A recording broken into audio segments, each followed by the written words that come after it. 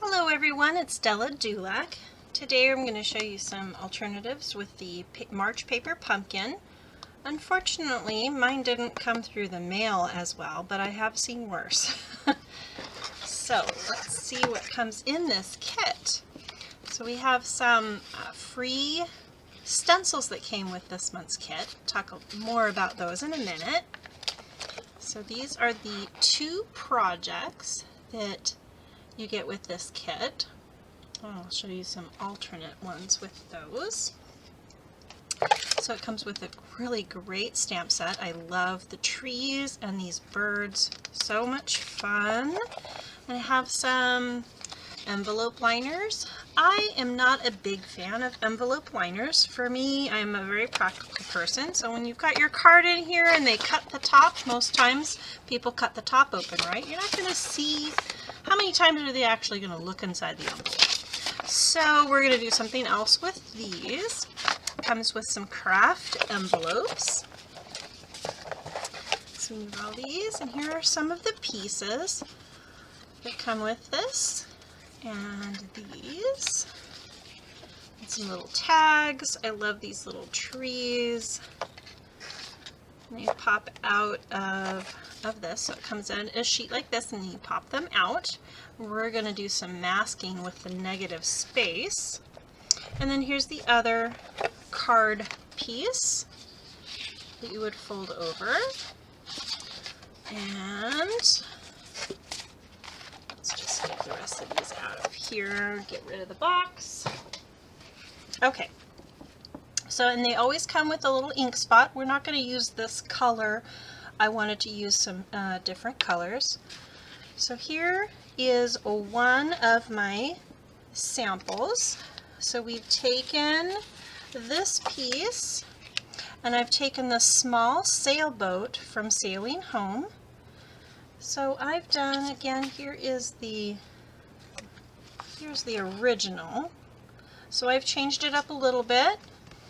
Added this sailboat.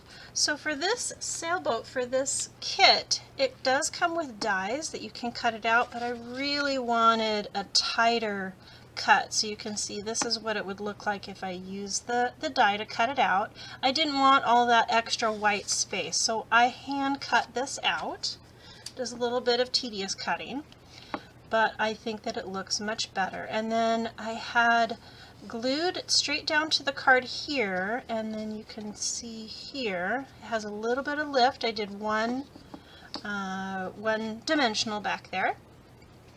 I did the little birds, and then on the inside, I always like to do something on the inside, and I hand cut this one out as well because I wanted to use the blends to color the base of the boat, and the blends do tend to bleed through. So I didn't want to stamp that on the inside and color it and then have it bleed through the back. And then I just used a blender the blender pens to color the sail just a little bit. I stamped it in the Night of Navy and just used the ink that was from the stamp to blend that. Really pretty.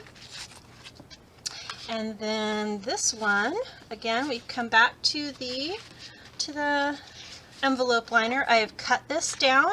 I did use the rounded part for the flap instead of the inside. I've put that on the flap. And then I took the rest of that piece, cut it down for the card front, a little bit for the inside. And I've taken the butterflies from the Brilliant Wings dies and then done this front, and I will tell you a little secret. It actually slipped just a little bit when I was cutting it, and of course it cut it out of the edge, but you know what, it still looks great. I just paired that up at the very edge of this, and I think it still looks really nice. So even if you have a few little pieces that don't come out perfect, you can still use those. So I've done that, made it a thank you card, added a little bit of the matching peacock ribbon that's retiring, along with the peacock color that is retiring. So I've done that for this one with the envelope. This one, again, I have taken the other liner, if I can get a hold of it. So this was the other liner. They make really great candles when you turn them sideways. And what I've done for the flame, I've taken this corner punch, just took these little guys out, punched it in a little piece of the yellow, and then I've taken, get a little bit closer there, I don't think you can see. I did do some Weka Stella on them, so they were shiny flames. Again, I've taken the little piece that I took here, put it on the inside of my card and on the flap. And then I put another piece of flame here. Little tip, if you take your pick tool with a piercer tool end and take a glue dot. I'll take a glue dot off of here and then take that little film off. And then if you roll it over, there we go. Then you can take that little piece, that little flame, and get that glue dot right there. It's a super small, tiny little piece, but when you roll those glue dots over, it does give them a little bit of lift. Not as much as a dimensional. And then you can put that on one of these and make it a little candle. If I can get that on there straight. There we go. Turn it around. There you go. And then you have a couple. You don't have to do all of them, but it's enough to suggest that those are candles. Thought that was really fun. And then this one here is very similar to the original, except what I've done, let's show you here. What I've done here is I wanted to exaggerate this over a little bit more, and I've taken the negative space from these. After you punch these out, you have the negative space. So I've taken that, masked them off with some post-it notes and a little bit of painter's tape just to make sure it's not going to go anywhere. And then I put that down under here, and I've taken, it did come with a whole sponge. I like to cut mine into 6 pieces, use a little clothespin just to hold it down. This one I did use the sponge with the peacock, and then you can see those trees behind there. It really added a little bit more depth to the card by doing that. And then I took that right on the inside, did some more of those sponge trees, a little bit of birds. I took a piece of the old olive, just an old olive scrap that I had, to tie in with this theme on the front. And then this one here, I've cut this out of the card base and then paired that up with the Evergreen embossing folder. And put that on the front. It's very subtle. You can see the tops of the trees, and then I took this little piece that came out and I used that as my greeting banner. And then these pieces I've put on the inside of my card. And then this one I have done with the dies that came with the set, or with the templates. So let's move all of these away, out of our way. So what I have done with these little templates, they all came square, just like this one. So they all came square, and what I have done with this one, I didn't want these here. I didn't want this little piece here. So it came on the other side of this, the same with this one here. This one was also square. And what I did is I cut these off. So I've cut those off. That way they are not in my way. I don't have to worry about having that hard edge when I'm using the stencils. And I'll probably cut this one off as well, but I wanted to show you what it looked like when it came on here. So I've cut this off, and then for the clouds, so you can see that. So for the clouds, when I cut it off, I made sure that I rounded this off. Just in case when I'm sponging, I don't want a hard angle when I'm sponging. So I angled that off with my scissors, and then I even took an emery board and just smoothed that out just a little bit. So I've got a really nice curve on both sides of that. So these, I'll just toss those away because I won't need those. Okay, so we'll move that. I'm going to show you how I created this card. But while I have the emery board, again, a little tip: when you have all of your pieces that pop out, here we go. So when you have all these pieces that pop out of these sheets, you get these, pop that out, you get these little paper nubs, and I really hate those, especially when you put them on a color and you can see these little guys. I don't like those. So just take your emery board and just smooth those edges off. It works really well. So I do that to all of my pieces that I punch out of these sheets.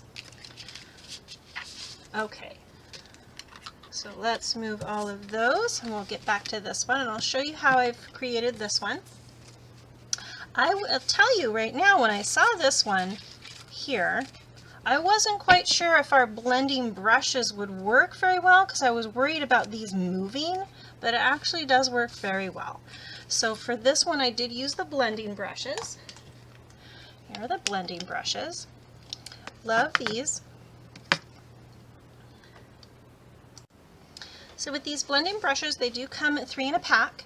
I need my other 3 haven't shown up yet, but I will have one for every color grouping. So this one will be for my blues, this one will be for yellows.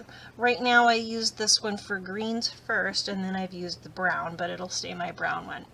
You can wash them out, but you want to make sure that they are super dry before you use them again. So having a few on hand just to keep for those certain color groups will work better for me. I have a black cloth, so if I'm going from a light color or from a dark color to a light color, I'm just going to take that brush and just get most of the dark color off before I use it on a light pad, but it'll still be for that same color grouping. So for these, let's show you how I got these going. So let's move these. I didn't even use the stars one, but that'll be fun to play with for some other card. So for these, I have done a couple little steps here. I have taken my green, garden green, and I have done the bottom of this ahead of time. And now I'm going to take my, let's put this over here so you can see a little bit. So I've taken the mountains, and I want this side. I want this one. So we're going to use this one, and we'll get some sticky notes. Work very well for masking off the majority of them. They do lose their sticky, so you want to maybe use a little bit of masking tape or painter's tape so they don't peel up. I'm just gonna take a little piece right here so that one stays put here and here. And then I want another piece over here. Since this is smaller than my card, I want to mask this part over here so I don't get that hard edge until I move it over. Okay, so again, I'm just going to put that there so that doesn't peel up as I'm doing this. Okay, so now we're going to take Early Espresso.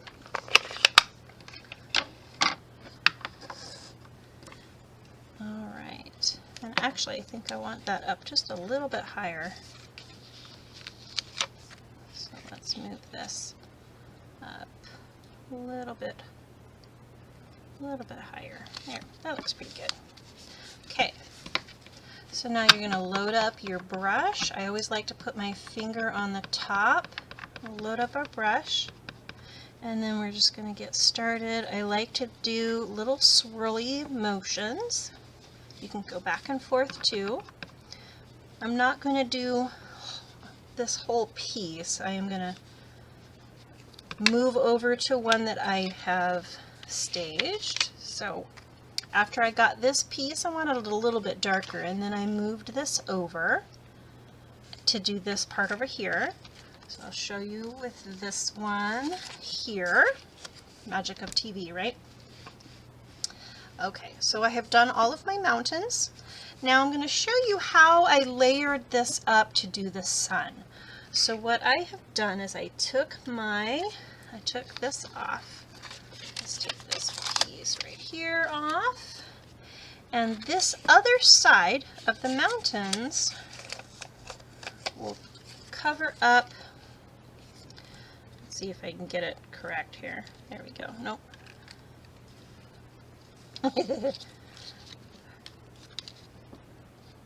Okay, I know this works. There we go. So this one here, this is where I want to put my sun. So I want to mask off the mountains, just so with the yellow on top, it would make the brown a little bit kind of yellow brown right there. So I wanted to keep that nice and clean. Then I'm going to put my sun here. I'm going to turn it this way because I wanted the rays to be a little bit longer for my card. So I'm going to layer this on top of that. And then I'm going to take my clouds, because I wanted to keep, on this sample here you can see the rays coming up into the clouds, which is fine, but I wanted to see what it would look like if I had done this as well as I'm doing that. So like right about here, I think that looks pretty good. So now we're going to get a few more pieces of Post-it notes here and over here.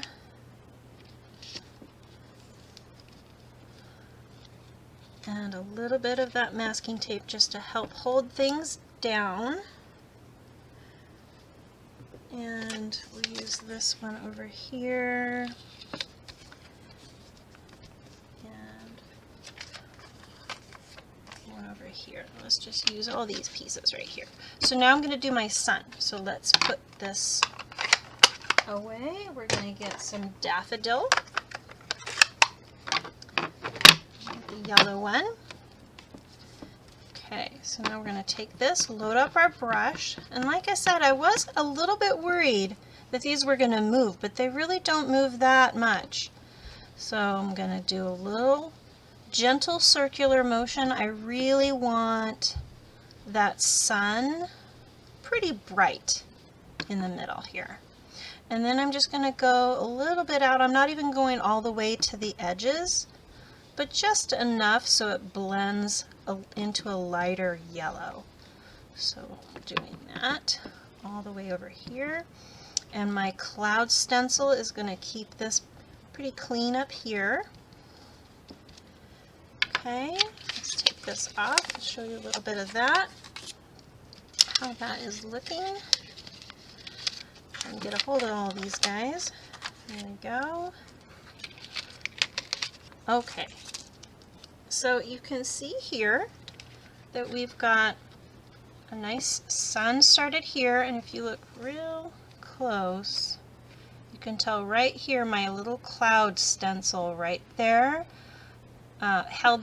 kept that nice and clean. So now when I come in with my cloud stencil to do the blues, I'm just going to line this back up on here.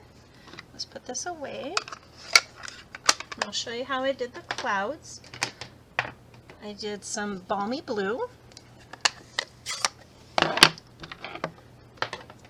loaded this up. I do want to mask off these other clouds because I don't want those. I just want this edge piece. Okay, I'm going to line this back up here, keep this clean.